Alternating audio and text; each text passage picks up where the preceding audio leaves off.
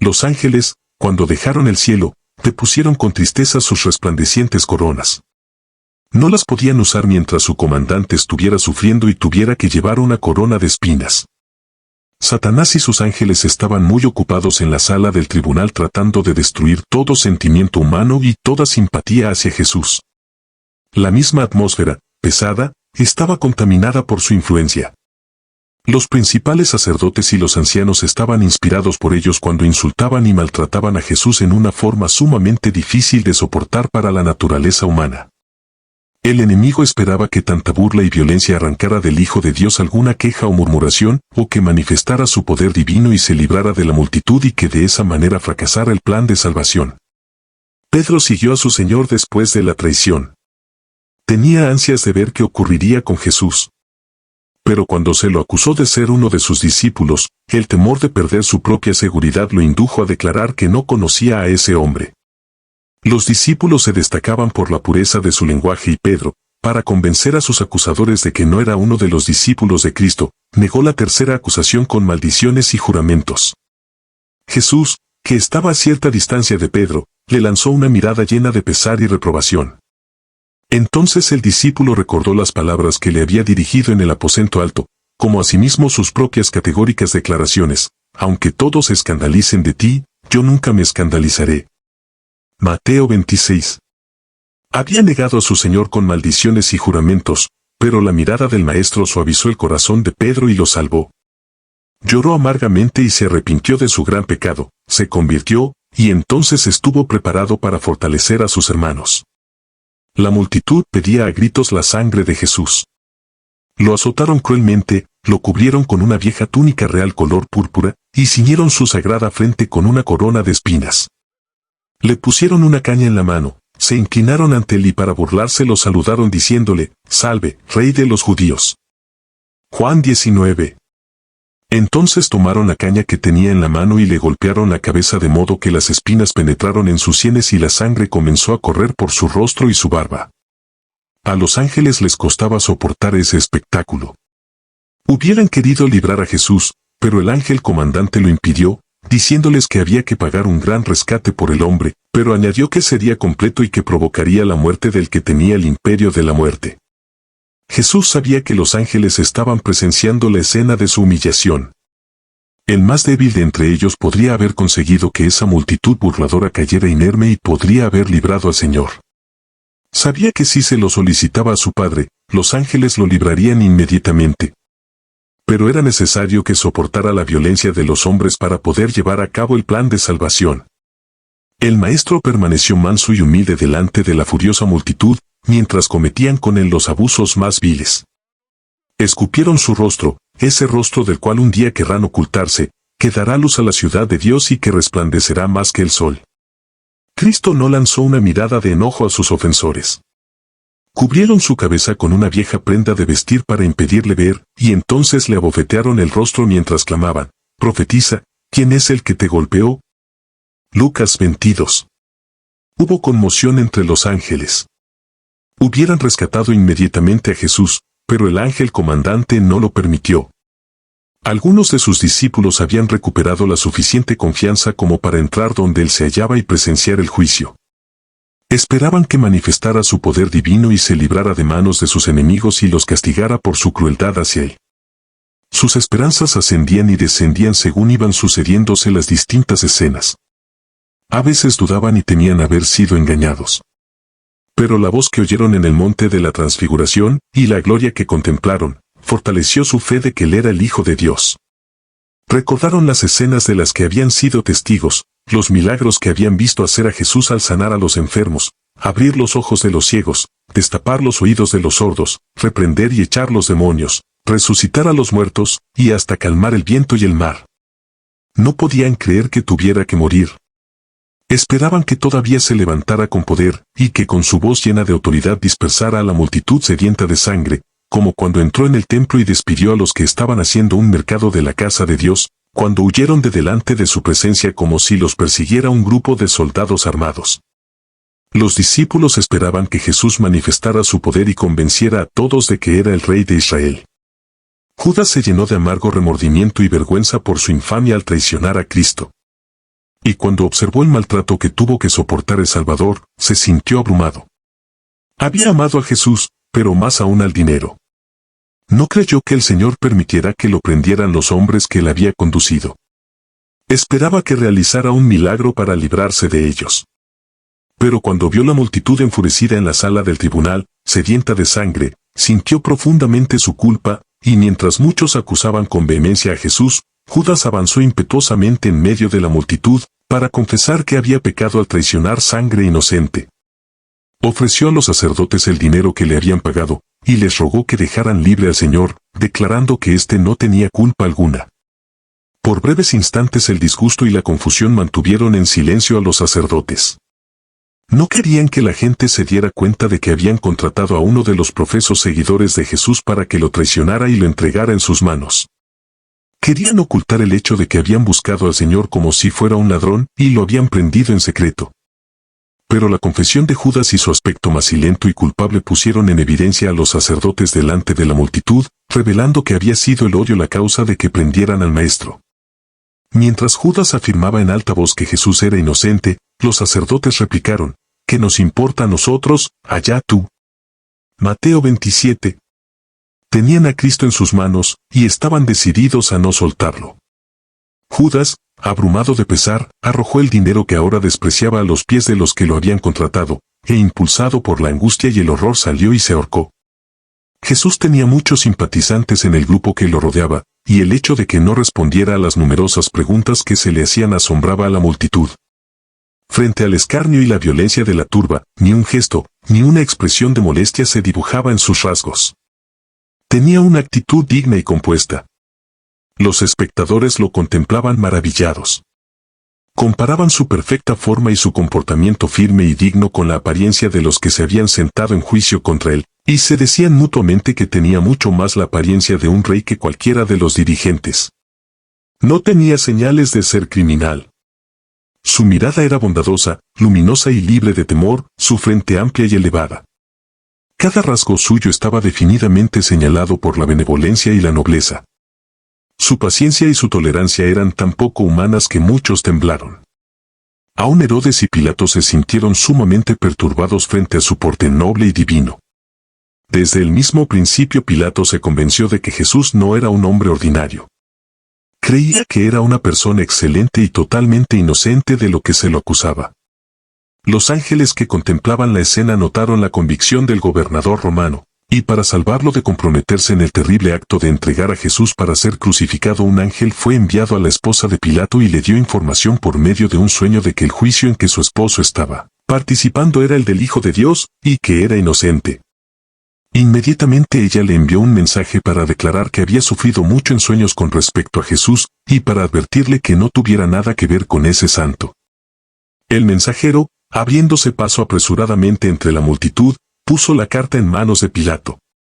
Al leerla, éste tembló y se puso pálido, y decidió inmediatamente no tener nada que ver con enviar a Cristo a la muerte. Si los judíos querían la sangre de Jesús, él no prestaría su influencia para que lo lograran, al contrario, trataría de librarlo. Cuando Pilato oyó que Herodes se encontraba en Jerusalén, sintió gran alivio, porque esperaba librarse de toda responsabilidad en el juicio y condenación de Jesús. Inmediatamente lo envió con sus acusadores a Herodes. Este gobernante se había endurecido en el pecado. El asesinato de Juan el Bautista había dejado en su conciencia una mancha de la que no se podía librar. Cuando oyó hablar de Cristo y de las poderosas obras que estaba realizando, temió y tembló, pues creía que se trataba de Juan el Bautista que había resucitado de entre los muertos. Cuando el maestro fue puesto en sus manos por Pilato, Herodes consideró ese acto como un reconocimiento de su poder, su autoridad y su juicio. Esto tuvo el efecto de amistar a dos dirigentes que antes habían sido enemigos. Herodes se alegró de ver a Jesús, pues esperaba que realizara algún poderoso milagro para complacerlo. Pero no era la obra del Señor satisfacer la curiosidad y procurar su propia seguridad. Ejercería su poder divino y milagroso para salvar a los demás, pero no en su propio beneficio. Cristo nada respondió a las numerosas preguntas que le hizo Herodes, tampoco replicó a sus enemigos que lo acusaban con vehemencia. El rey se enfureció porque aparentemente Jesús no temía su poder, y con sus soldados lo denigró, se burló de él y lo maltrató. pero se asombró del aspecto noble y divino de Jesús en medio de ese vergonzoso maltrato, y como temía condenarlo lo envió de vuelta a Pilato. Satanás y sus ángeles estaban tentando a este último tratando de conducirlo a su propia ruina. Le sugirieron que si no quería tomar parte en la condenación de Jesús otros lo harían, que la multitud estaba sedienta de su sangre, y que si no lo entregaba para ser crucificado perdería su poder y sus honores mundanales, y se lo denunciaría como creyente en el impostor. Por temor de perder su poder y su autoridad, Pilato consintió en dar muerte a Cristo. Y aunque puso la sangre del Señor sobre sus acusadores y la multitud lo recibió con el clamor de, su sangre sea sobre nosotros, y sobre nuestros hijos, Pilato no se libró, fue culpable de la sangre del Maestro. Por sus intereses egoístas, por su amor al honor de los grandes de la tierra, entregó a la muerte a un inocente. Si Pilato hubiera seguido sus propias convicciones, no habría tenido nada que hacer con la condenación de Jesús. Cristo, el precioso Hijo de Dios, fue conducido y entregado al pueblo para ser crucificado. Los discípulos y creyentes de las regiones circunvecinas se unieron a la multitud que seguía a Jesús rumbo al Calvario. La madre del Señor también estaba allí sostenida por Juan, el discípulo amado. Su corazón estaba herido por una angustia inenarrable, y no obstante ella, junto con los discípulos, esperaba que mudara la penosa escena, y que Jesús manifestara su poder y apareciera ante sus enemigos como el Hijo de Dios. Pero de nuevo su corazón de madre desfalleció al recordar las palabras mediante las cuales él se había referido brevemente a las cosas que estaban sucediendo ese día. Apenas había pasado Jesús por la puerta de la casa de Pilato cuando trajeron la cruz preparada para Barrabás y la depositaron sobre sus hombros magullados y sangrantes. También cargaron con cruces a los compañeros de Barrabás que debían sufrir la muerte al mismo tiempo que el Señor. El Salvador llevó su cruz unos pocos pasos pero, por causa de la pérdida de sangre y el excesivo cansancio y el dolor, cayó desmayado al suelo. Cuando recuperó el sentido, nuevamente la colocaron sobre sus hombros y lo obligaron a avanzar. Vaciló unos pocos pasos mientras cargaba la pesada cruz, y entonces cayó al suelo como si estuviera sin sentido. Al principio lo creyeron muerto, pero finalmente recuperó el conocimiento una vez más. Los sacerdotes y dirigentes no manifestaron la menor compasión por los sufrimientos de su víctima, pero se dieron cuenta de que le era imposible llevar un paso más ese instrumento de tortura. Mientras pensaban que podían hacer, Simón, un cireneo que venía en dirección contraria, se encontró con la multitud. Lo tomaron entonces a instancias de los sacerdotes, y lo obligaron a llevar la cruz de Cristo. Los hijos de Simón eran discípulos de Jesús, pero él mismo nunca había tenido relación con él. Una gran multitud siguió al Salvador al Calvario, y muchos de sus integrantes se burlaban de él y lo ridiculizaban, pero muchos lloraban y repetían sus alabanzas. Los que habían sido sanados de diversas enfermedades, los que habían resucitado de entre los muertos, se refirieron con voz fervorosa a sus maravillosas obras, y manifestaron el deseo de saber qué había hecho para que se lo tratara como malhechor.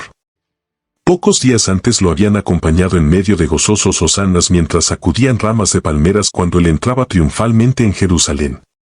Pero muchos de los que habían dado clamores de alabanza, porque en ese momento era popular hacerlo, ahora lanzaban el grito de «Crucifícale, crucifícale». Al llegar al lugar de ejecución, los condenados fueron atados a los instrumentos de tortura. Mientras los dos ladrones se debatían en manos de los que los extendían sobre sus cruces, Jesús no ofreció resistencia. Su madre contempló la escena con agonizante suspenso, con la esperanza de que hiciera un milagro para salvarse. Vio sus manos extendidas sobre la cruz, esas manos queridas que siempre habían dispensado bendiciones, y que se habían alargado tantas veces para sanar a los que sufrían. Cuando trajeron martillos y clavos, y estos atravesaron la tierna carne de Jesús para asegurarlo a la cruz, los discípulos, con el corazón quebrantado, apartaron de la cruel escena el cuerpo desfalleciente de la Madre de Cristo. El Señor no formuló queja alguna, su rostro seguía pálido y sereno, pero grandes gotas de sudor perlaban su frente. No hubo mano piadosa que enjugara de su rostro el rocío de la muerte, ni palabras de simpatía e inmutable fidelidad que sostuvieran su corazón humano. Estaba pisando totalmente solo el lagar, y del pueblo nadie estuvo con él. Mientras los soldados llevaban a cabo su odiosa tarea, y él sufría la más aguda agonía, oró por sus enemigos: «Padre, perdónalos, porque no saben lo que hacen».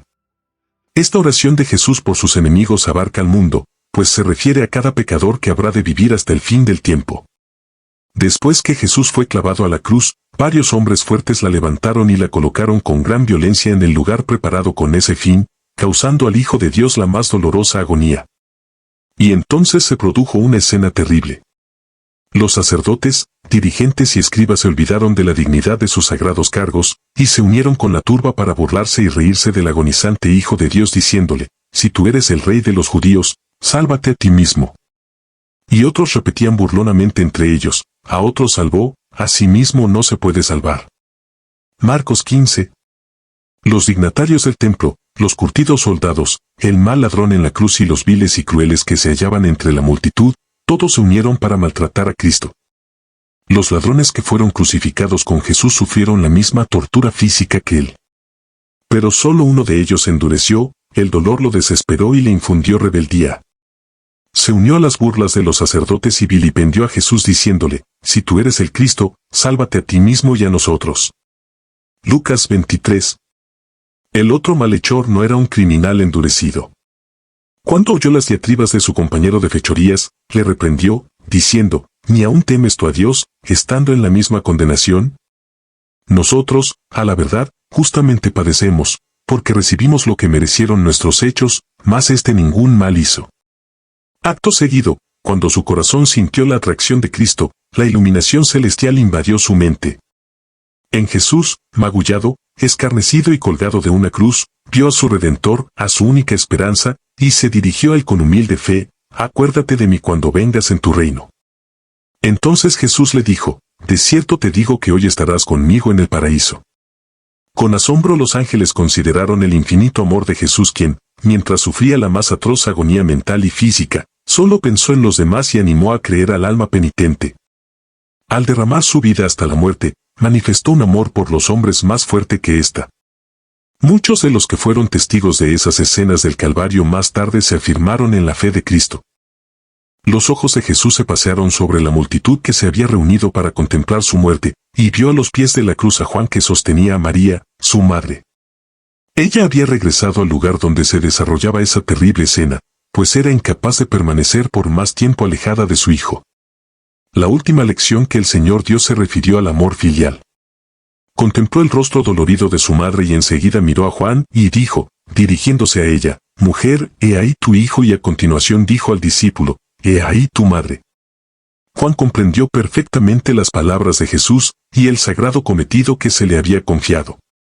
Inmediatamente alejó a la madre de Cristo de la terrible escena del Calvario. Desde ese momento la cuidó como si fuera un hijo solícito, y la llevó a su propia casa. El perfecto ejemplo de amor filial dado por Cristo resplandece sin haber perdido su fulgor en medio de las penumbras del pasado. Mientras soportaba aguda tortura, no se olvidó de su madre, e hizo todas las provisiones necesarias para asegurar su futuro. La misión de la vida terrenal de Cristo estaba casi terminada. Tenía la lengua seca y exclamó, «Sed tengo». Empaparon una esponja con vinagre y hiel, y se la ofrecieron para que bebiera. Cuando la probó, la rechazó. Y entonces el Señor de la vida y la gloria comenzó a agonizar como rescate por la especie humana. El sentimiento de pecado, que acarreó la ira del Padre sobre el sustituto del hombre, contribuyó a que la copa que bebía fuera tan amarga, y quebrantó el corazón del Hijo de Dios. En su condición de sustituto y seguridad del hombre, la iniquidad de éste fue depositada sobre Cristo, se lo contó entre los transgresores para que pudiera redimirlos de la maldición de la ley. La culpa de cada descendiente de Adán de todas las épocas oprimía su corazón, y la ira de Dios y la terrible manifestación de su disgusto frente a la iniquidad llenaron de consternación el alma de su Hijo. El apartamiento del rostro divino de junto al Salvador en esa hora de suprema angustia atravesó su corazón con un pesar que jamás podrá comprender plenamente el hombre. Cada espasmo soportado por el Hijo de Dios en la cruz, las gotas de sangre que fluyeron de su frente, sus manos y sus pies, las convulsiones de agonía que sacudieron su cuerpo y la ineludible angustia que llenó su alma cuando su Padre ocultó su rostro de él, hablan al hombre diciéndole, «Por amor a ti el Hijo de Dios consintió en permitir que estos terribles crímenes fueran depositados sobre él, por ti saqueó los dominios de la muerte y abrió las puertas del paraíso y la vida inmortal». El que calmó las airadas olas por medio de su palabra y caminó por las ondas coronadas de espuma, que hizo temblar a los demonios y logró que huyera la enfermedad al toque de su mano. El que resucitó muertos y abrió los ojos de los ciegos, se ofreció en la cruz como el único sacrificio en lugar del hombre. Él, el portador del pecado, soportó el castigo legal que merecía la iniquidad y se hizo pecado por el hombre. Satanás hirió el corazón de Jesús con sus fieras tentaciones. El pecado, tan aborrecible a su vista, se acumuló sobre él hasta que gimió bajo su peso. No es maravilla que su humanidad temblara en esa hora terrible. Los ángeles fueron testigos asombrados de la desesperada agonía del Hijo de Dios, mucho mayor que su dolor físico que casi no sentía. Las huestes celestiales se cubrieron el rostro para no ver algo tan terrible. La naturaleza inanimada manifestó simpatía hacia su agonizante e insultado autor. El sol no quiso contemplar la terrible escena. La plenitud de sus rayos resplandecientes estaba iluminando la tierra a mediodía, cuando de repente pareció desaparecer. Espesas tinieblas, como si fueran un sudario, rodearon la cruz y toda la zona circundante. Las tinieblas duraron 3 horas completas. A la hora nona la terrible oscuridad desapareció para la gente, pero siguió envolviendo al Salvador como si fuera un manto. Los furiosos relámpagos parecían dirigidos contra él mientras yacía colgado de la cruz. Entonces Jesús clamó a gran voz, diciendo, Eloi, Eloi, lama sabactani, que traducido es, Dios mío, ¿por qué me has desamparado? En silencio la gente contempló el final de esa impresionante escena. De nuevo el sol resplandeció, pero la cruz siguió rodeada de tinieblas. De repente la oscuridad se apartó de la cruz, y con tonos claros, como de trompeta, que parecían proyectar sus ecos por toda la creación, Jesús exclamó, consumado es. Padre, en tus manos encomiendo mi espíritu.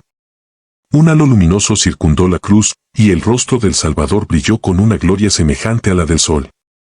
Entonces inclinó la cabeza sobre el pecho y murió. Cuando Cristo falleció, había sacerdotes que servían en el templo delante del velo que separaba el lugar santo del Santísimo. De repente sintieron que la tierra temblaba bajo sus pies, y el velo del templo, una cortina fuerte y de buena calidad, que se renovaba cada año, fue rasgada de alto abajo por la misma mano exangüe que escribió las palabras condenatorias sobre los muros del palacio de Belsasar. Jesús no depuso su vida hasta haber cumplido la obra que había venido a hacer, y exclamó con su último suspiro, consumado es. Los ángeles se regocijaron cuando escucharon esas palabras, porque el gran plan de redención había sido llevado a cabo triunfalmente. Hubo gozo en el cielo porque los hijos de Adán, de allí en adelante, y gracias a una vida de obediencia, podrían ser llevados finalmente a la presencia de Dios. Satanás fue derrotado y sabía que su reino estaba perdido.